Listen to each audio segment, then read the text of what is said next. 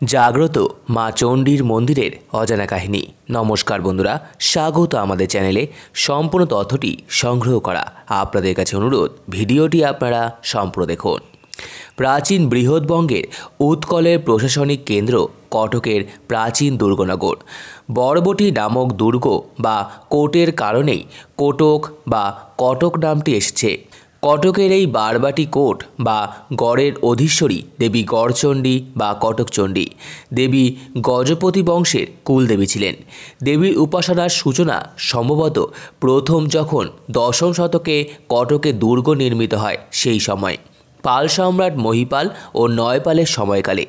১৬ শতকে উড়িষ্যার শেষ স্বাধীন গজপতি ছিলেন মুকুন্দদেবের সময় পর্যন্ত বরবটি দুর্গেই দেবীর উপাসনা হতো।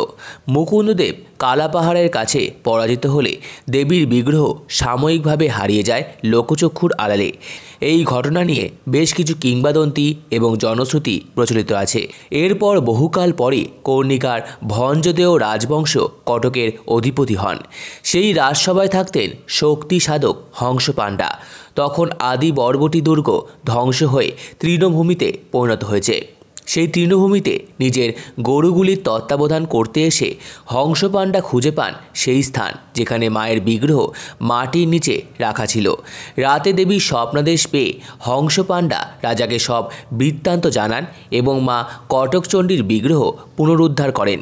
কর্ণিকার রাজবংশ মায়ের বর্তমান মন্দির নির্মাণ করে হংস পাণ্ডাকে মায়ের পূজারী রূপে নিযুক্ত করেন। কথিত রয়েছে হংস পাণ্ডা বন দুর্গা, তারা, কালী আদি বহু মন্ত্রে দেবীর পুজো করার চেষ্টা করলেও ভোগ নিবেদনের সময় কোনো না কোনো কারণে ভোগ নষ্ট হয়ে যেতে থাকে। সবশেষে চৈত্র মাসের অমাবস্যায় দেবীর পুজোয় ভুবনেশ্বরী মন্ত্রে পুজো করেন হংস পাণ্ডা। দেবী নিজের স্বরূপে পূজা পেয়ে পুজো গ্রহণ করে দর্শন দেন। মাতৃমূর্তিতে নিরিকে দেবী চতুর্ভুজা, উপরে দুই হাতে পাশ অঙ্কুশ এবং নিচে দুই হাতে বর ও অভয় মুদ্রা, প্রস্ফুটিত পদ্মের ওপর দেবী দণ্ডায়মান। এই রূপ দশম মহাবিদ্যার চতুর্থ মহাবিদ্যা মা ভুবনেশ্বরী। এখানে মা মায়াবীজে পূজিত হন। মায়ের একটি স্বর্ণনির্মিত প্রাচীন যন্ত্র আছে যা প্রাত্যহিক শয়নের ব্যবহার করা হয়। প্রাত্যহিক মায়ের মঙ্গল আরতির পর শ্রীঅঙ্গে চুয়া, মাথা ঘষাদি সহযোগে পঞ্চামৃত স্নান হয়। এরপর আনুমানিক ৯ ঘটিকায় বালধূপ নিবেদিত হয়।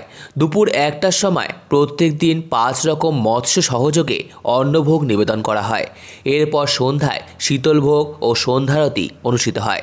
রাত্রি ৯টার সময় পুনরায় অন্নভোগ হয়। এরপর আনুমানিক ১১টা নাগাদ মায়ের শয়ন হয়। মায়ের মূল উৎসব ২ মহাপুজো, ষোড়শ দিবসীয় শারদীয়া এবং বসন্তকালীন পুজো। ২ মহাপুজোয় প্রাত্যহিক চণ্ডী পুজো ও বিশেষ যজ্ঞ হয়ে থাকে। মহা অষ্টমী এবং নবমী পুজোয় পূর্ণ শাস্ত্রীয় পদ্ধতিতে পশু বলিদানের মধ্যে শারদীয়া পুজো সম্পন্ন হয়।